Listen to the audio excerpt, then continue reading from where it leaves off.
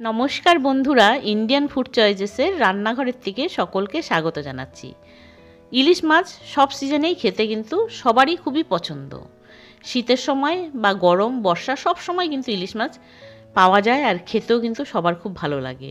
আর ইলিশ মাছ সবাই রান্না করতে জানে, তবু আমি যেভাবে রান্না করছি হয়তো আপনাদের কাছে ভালো লাগতে পারে, কারণ ইলিশ মাছ রান্না সবার হয়তো একরকম না।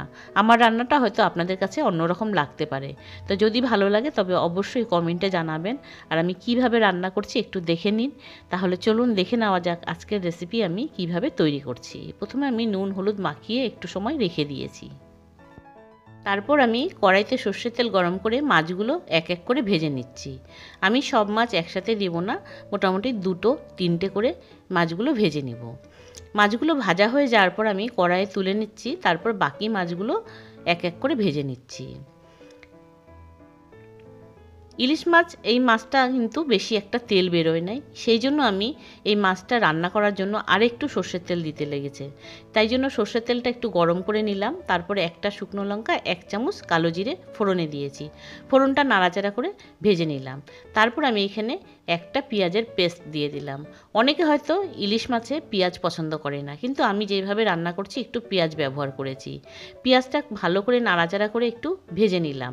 তারপর আমি এখানে 1 টুকরো আদা আর 4টা কাঁচা লঙ্কা আমি একসাথে করে পেস্ট করে নিয়েছি, সেই পেস্টটা এর মধ্যে দিয়ে দিলাম।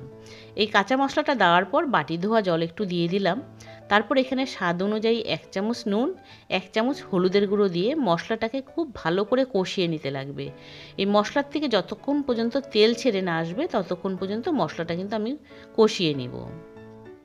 এই মশলাটা কষানোর সময় আমি খুব ভালো করে কিন্তু কষিয়ে নিচ্ছি। তারপর আমি এর মধ্যে 1 চামচ ভাজা জিরের গুঁড়ো দিচ্ছি।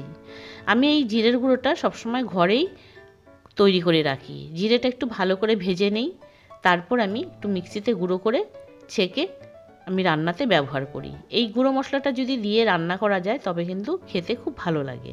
মশলাটা কিন্তু খুব ভালো করে কষিয়ে নিয়েছি, তেল কিন্তু ছেড়ে এসেছে মশলার থেকে। তারপর আমি এর মধ্যে একটু ঝোলের জন্য গরম জল দিয়েছি। জলটা দেওয়ার পর একটু নাড়াচাড়া করে দিলাম। জলটা এবার একটু সময়ের জন্য ফুটিয়ে নিব। এবার ঝোলটা কিন্তু ভালো করে ফুটে এসেছে। তারপর আমি এক এক করে সব ভাজা মাছগুলো ঝোলের মধ্যে দিয়ে দিচ্ছি। মাছগুলো দিয়ে তারপর আমি এর মধ্যে 2টো চেরা কাঁচা লঙ্কা দিয়ে দিব। কাঁচা লঙ্কাটা দিয়ে একটু তরকারিটা নাড়াচাড়া করে মোটামুটি 4-5 মিনিটের জন্য তরকারিটা রান্না করে নেব। এবার কিন্তু দেখুন ঝোলটা অনেকটা শুকিয়ে এসছে, ঘন হয়ে এসছে। এখন আমি এর মধ্যে 2 চামচ সাদা সর্ষে ভালো করে শিলনোড়াতে বেটে আমি ছাঁকনিতে ছেঁকে সেই জলটা আমি দিয়েছি। ছাঁকাটা আমি দেইনি, খালি সর্ষের জলটা দিয়েছি। এই রকম যদি সর্ষের জল দেওয়া যায় তবে কিন্তু সবার হজমের কোনো অসুবিধা হবে না। তারপর আমি একটু কাঁচা সর্ষের তেল দিয়ে দিলাম। তারপর আমি তরকারিটা একটু নাড়াচাড়া করে মোটামুটি 2-3 মিনিটের জন্য রান্না করে নেব।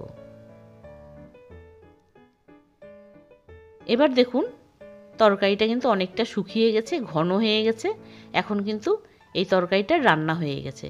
ঠিক এই রকম একটু ঝোল ঝোল রেখে তরকারিটা নামিয়ে ফেললেই হয়ে যাবে। আপনাদের আমি একটু দেখিয়ে দিচ্ছি ঝোলটা আমি ঠিক কীরকম রেখেছি। ঠিক এই রকম একটু ঘন ঘন করে রাখবেন, ভাতের সাথে মেখে কিন্তু খুবই ভালো লাগবে। তারপর আমি গ্যাসটা বন্ধ করে আমি একটু স্ট্যান্ডিং টাইমে রেখে দিয়েছি। এবার এই রান্না কিন্তু একদম তৈরি। এই তরকারিটা দিয়ে ভাতের সাথে খেতে কিন্তু খুবই ভালো লাগবে। আর রেসিপিটা কেমন লাগলো অবশ্যই কমেন্টে জানাবেন। আর ভালো লেগে থাকলে লাইক শেয়ার করতে কিন্তু ভুলবেন না। আর চ্যানেলে নতুন বন্ধু হয়ে থাকলে চ্যানেলটি অবশ্যই সাবস্ক্রাইব করে নেবেন। তো আজ এই অবধি, আবারও কোনো অন্য রেসিপিতে দেখা হবে। ততক্ষণে বন্ধুরা আপনারা সকলে সুস্থ থাকবেন, ভালো থাকবেন। ধন্যবাদ বন্ধুরা এই সম্পূর্ণ ভিডিওটা দেখার জন্য।